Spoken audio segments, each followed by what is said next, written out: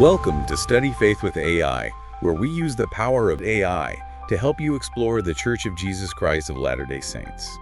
I'm Meg Jensen, And I'm Paul Carter. and we're Google AIs. Whether you're a lifelong member or just starting to learn about the church, we're here to dive deep into its history, beliefs, and culture. So if you're ready to learn, you're in the right place. That's right. Let's get started. Welcome to the deep dive. We've got some really interesting material to delve into today. Yeah, definitely. Excerpts from a new church history curriculum for children about polygamy. Okay. And then also this article from Dialogue Journal called Scared Sacred by Stephen Carter. Sounds fascinating. Yeah, and we're going to kind of look at how this curriculum frames this really Right. sensitive and difficult historical practice Yeah. for young minds. Yeah. And then also what some of the implications might be, alongside some ethical and psychological insights. Sure. One thing that just immediately jumps out at me is how the curriculum seems to really sanitize polygamy, Okay. presenting it as like a difficult but necessary commandment from God. Mm-hmm. There's even an illustration of Joseph Smith looking super distressed, Oh, wow. as if he's the one making a sacrifice, It's interesting how that narrative really downplays or minimizes the coercive aspects of Joseph Smith's polygamy. Exactly. The curriculum mentions Emma's disapproval, but it fails to mention the threats she faced. Like the possibility of being destroyed, according to D&C 132, if she didn't accept it. And to clarify for our listeners, that section of the Doctrine and Covenants Right. is still considered official doctrine by the Church in 2024. Exactly. Yeah. So while the curriculum emphasizes Joseph Smith's reluctance, it kind of avoids that historical reality that he married 14-year-old girls, Yeah. women who were already married to his friends, Wow. and hid 22 wives from Emma. Wow. So it paints a very specific picture, I think. For sure, for these young learners. Yeah. It's also really interesting that the curriculum never visually depicts Joseph Smith with multiple wives. Like, we only ever see him surrounded by men, Okay. the 12 apostles.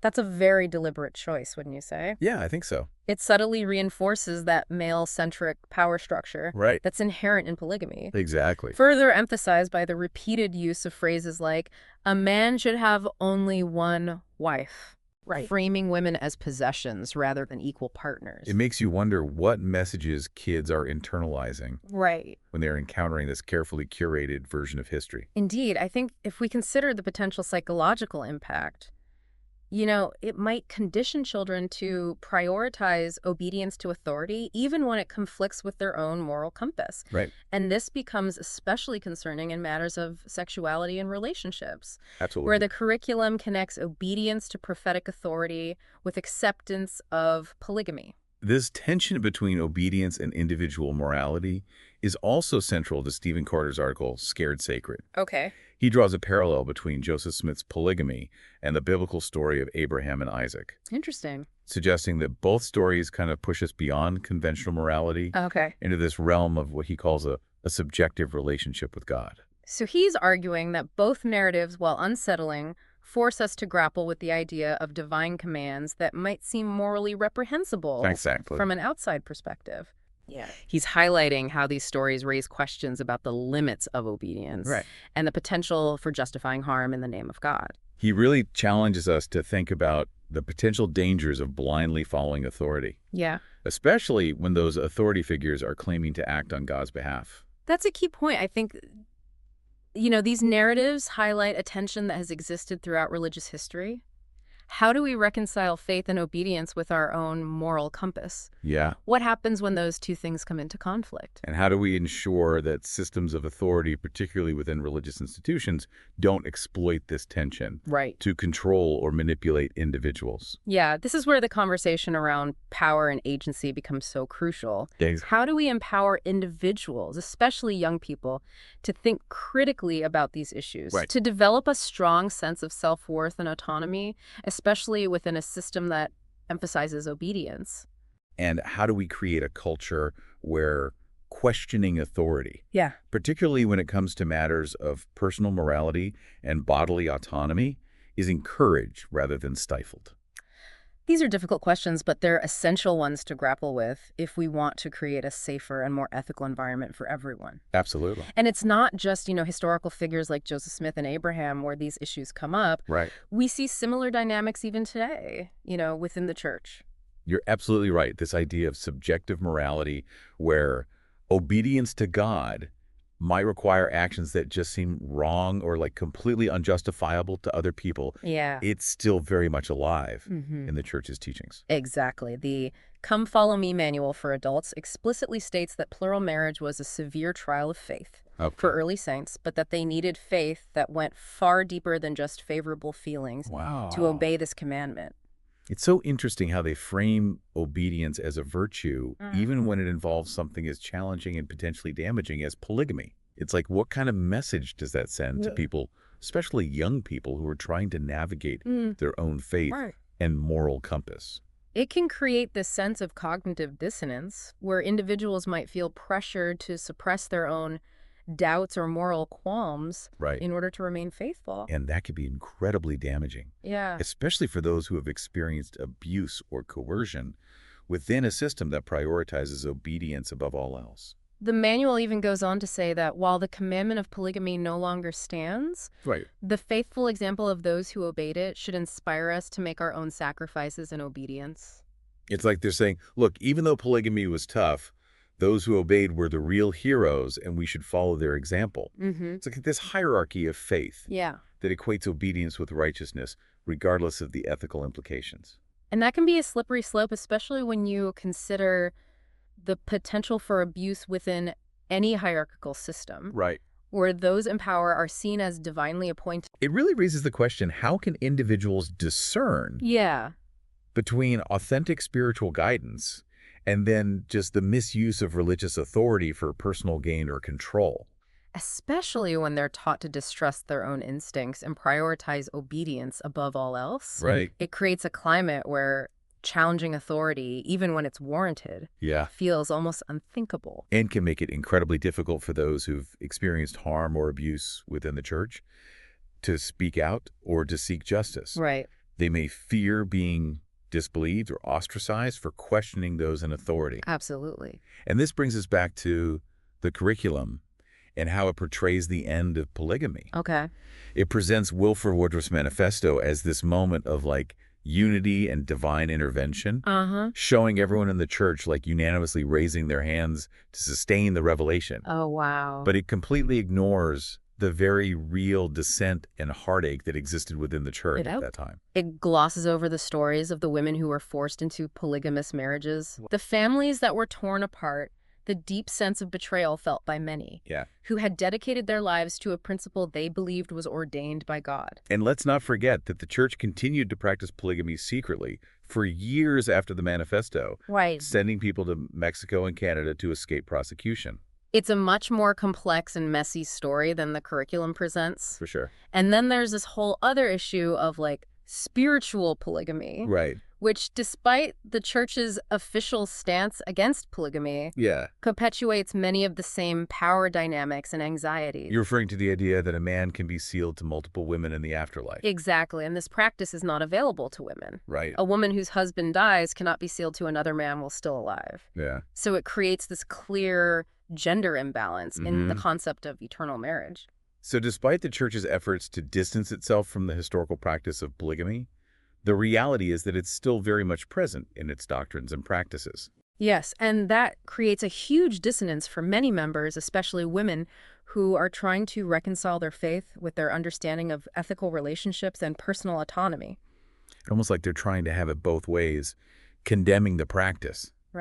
While simultaneously clinging to its core tenets. And that can leave individuals feeling trapped and confused. Especially if they've been taught to prioritize obedience to church leaders above their own moral compass or intuition. It's a recipe for spiritual and emotional turmoil. And it can have very real consequences for people's lives, their relationships, and their sense of self. This is why it's so important to have these conversations, to bring these issues into the light, to question the narratives we've been given, and to create space for those who've been harmed by these practices, to share their stories and to heal. It's not about attacking faith or belief. It's about recognizing the potential for harm when systems of authority go unchecked, and advocating for a more ethical and compassionate approach to religious teachings and practices. And it's about empowering individuals to think critically, to ask difficult questions, and to trust their own inner voice when it comes to matters of morality and personal boundaries. I think it's also important to acknowledge that these issues aren't unique to the LDS Church. Absolutely. We see similar patterns of abuse and the misuse of power within many religious institutions and other hierarchical systems. It's a human problem, not just a religious one. Yeah. And it requires us to be vigilant, to hold those in power accountable, and to create cultures where safety, respect, and individual autonomy are paramount. We have a responsibility to protect the vulnerable, to speak truth to power, and to work towards a world where everyone feels safe and empowered to live authentically, and to make choices that align with their own values and conscience. It feels like so much of what we've been talking about comes back to this idea of questioning narratives. Yeah. Especially those presented by authority figures, you know? And that can feel really daunting for a lot of people, especially for those raised in a culture of obedience and deference. Absolutely. It's like we've been conditioned to accept certain truths without question, you know? And especially when those truths come from sources we've been taught to revere. And when those truths start to unravel, Right. or we encounter information that challenges our deeply held beliefs, it can be really disorienting. For sure. And even painful. This is where I think the parallel between Joseph Smith and Abraham is so powerful. Okay. Both of these men were asked to do things that, from an outside perspective, seemed morally reprehensible. And yet they were willing to follow what they believed to be a divine mandate. Yes. Even when it meant going against their own moral intuitions or societal norms. Carter argues that these stories force us to confront the limits of our understanding of morality. Right. Like he's suggesting that maybe there are these realms of experience, realms of faith, where conventional ethics just don't apply. It's a very provocative idea. It is. And one that can be pretty unsettling. Especially when we consider the potential for harm. Right, because if we accept that there are situations where evil or harm can be justified in the name of God, where does that leave us? Right. How do we protect ourselves from those who might exploit this idea for their own gain? Exactly. This is where I think the importance of critical thinking and personal discernment come in. Absolutely. We can't just outsource our morality to authority figures. Right. No matter how much we respect or revere them. We have to develop our own internal compass, our own sense of right and wrong. I love that. That allows us to evaluate these complex situations and to make choices that align with our values. And that requires us to be willing to engage in those conversations that are hard.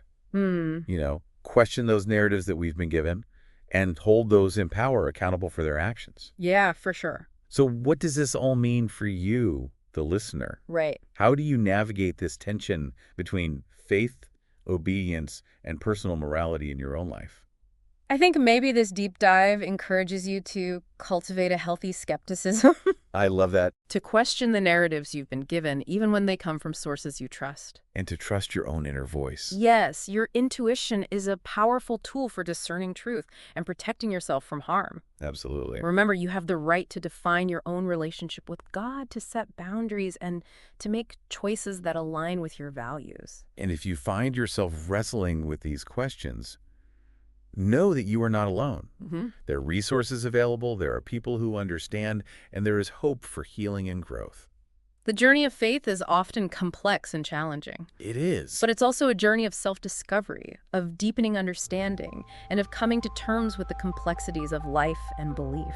Thank you for joining us on this deep dive, and remember, there's always more to uncover. Always. Keep questioning, keep exploring, and keep striving to create a world that is more compassionate and more aligned with our highest values.